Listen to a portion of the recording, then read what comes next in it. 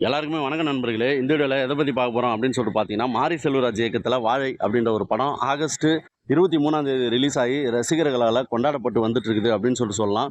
இந்த படம் வெள்ளிக்கிழமை ரிலீஸ் ஆச்சு. வெள்ளி, சனி, ஞாயிறு இந்த 3 நாட்கள்ல மட்டும் இந்த படத்துக்கு மிகப்பெரிய ஒரு ஓப்பனிங் கிடைச்சு, இந்த படம் 10 கோடி வசூலா வந்து குவிச்சிருக்குதாம். ஸோ 3 கோடியில ரெடியான இந்த படம் 10 கோடி எப்படி வசூல் பண்ணிச்சு?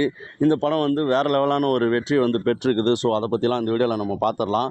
வாழை இந்த படத்துல கலையரசன், நிகிலா விமல், திவ்யா துரைசாமி, அதுக்கப்புறம் மாரி செல்வராஜுடைய அக்கா பையன், அப்புறம் இன்னொரு தம்பின்னு சொல்லிட்டு நெறைய பேர் இந்த படத்துல நடிச்சிருக்கிறாங்க. ஸோ அதில குறிப்பா வந்து அந்த 2 பசங்க வந்து வேற லெவலா கலக்கிட்டாங்களாம். அதேபோல இந்த படத்துடைய மேக்கிங்கே வந்து வேற லெவலா இருந்தது. கடைசியில ஒரு 1/2 மணி நேரம் வேற லெவலான ஒரு படம்.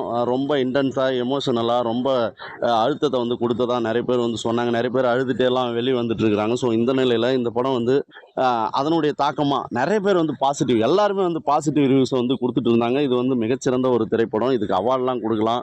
நேஷனல் அவார்டு, ஆஸ்கார் அவார்டு அதுபோல நெறைய விஷயங்கள வந்து சொல்லிட்டு இருக்கிற நிலையில, இந்த படம் வந்து இதெல்லாமே இந்த படத்துக்கு வந்து மிகப்பெரிய ஒரு பாசிட்டிவா அமைஞ்சு, இந்த படம் முதல் நாள விட அடுத்த நாள், அடுத்த நாள விட அடுத்த நாள்னு சொல்லி வேற லெவலான ஒரு ஓப்பனிங் வந்து இந்த படத்துக்கு கிடைச்சிருக்குது. முதல் நாள்ல மட்டும் இந்த படம் 1,50,00,000 கோடிய வசூல் பண்ணதா தகவல் கிடைச்சது. ஆனா, அதே செகண்ட் டேல அது டபுள் ஆச்சு. அதாவது 3 கோடி அளவுக்கு இந்த படம் வந்து சனிக்கிழமை வசூலிச்சுதாம்.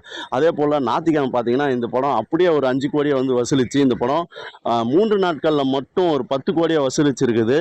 இந்த படம் 3 கோடியில ரெடியாகி 10 கோடிய வசூலிச்சு, மிகப்பெரிய ஒரு பிளாக் பஸ்டர் படமா அமைஞ்சிருக்குது. அது மட்டும் இல்லாம, அவார்டு ரீதியாவும் இந்த படத்துக்கு வந்து ஆஸ்காருக்கே அனுப்பலாம் அப்படின்ற மாரி நெறைய பேர் பரிந்துரை பண்ணிட்டு இருக்கிறாங்க. அதேபோல இந்த படம் வந்து ஒரு 100 வருஷம் தமிழ் சினிமால இந்த படம் பேசும் அப்படின்ற மாரிலாம் தகவல்லாம் சொல்றாங்க. ஸோ அதுபோல அனைத்து விதமான ஒரு விஷயத்தையும் இந்த படம் வந்து கொண்டு வந்திருக்குது.